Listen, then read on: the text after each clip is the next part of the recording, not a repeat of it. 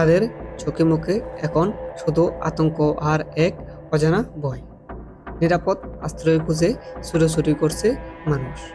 চোখের সামনে এসে পড়ছে একের পর এক ভবন। চিরচেনা শহর মুহূর্তেই পরিণত হচ্ছে ধ্বংসস্তূপে।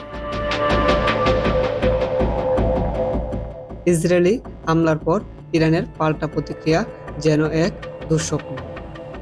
এতটা প্রবল, এতটা সুসংগঠিত জবাব যে কেউ কল্পনা করেনি।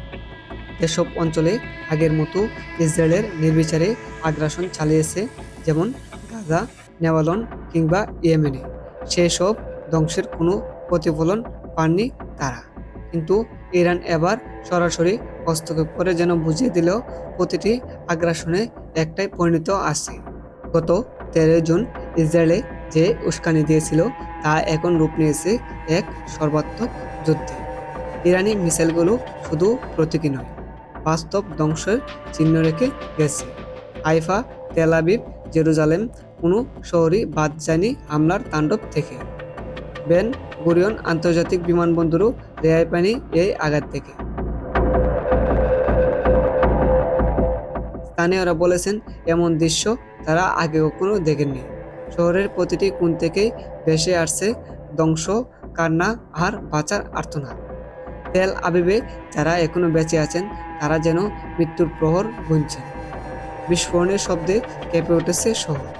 সাইরেন বাজবার আগেই আঘাত আনছে ক্ষেপণাস্ত্র। প্রতিরক্ষা ব্যবস্থা যেন অসহায়। বাসিন্দাদের চোখে মুখে এখন শুধু একটাই আকাঙ্ক্ষা, এই যুদ্ধ থামুক। তারা বলছেন, আমরাও শান্তি চাই, যতটা দ্রুত সম্ভব। এটা শুধু ইসরায়েলের জন্য নয়, এই নারীদের জন্য, সমগ্র মানবতার জন্য। ইরান এই জবাব শুধু সামরিক সাফল্য নয়, এটা এক মনস্তান্ত্রিক বার্তাও। দখলদারিত্ব আর আগ্রাসনের জবাবে যখন কেউ দাঁড়িয়ে যায়, তখনই পাল্টে যায় শক্তির ভারসাম্য। এই মুহূর্তে যুদ্ধবিরতির আলোচনা যে নতুনভাবে গুরুত্ব পাচ্ছে, সেটা বুঝিয়ে দিচ্ছে সব পক্ষই ক্লান্ত, সব পক্ষই এক ধরনের সমাপ্তি চায়।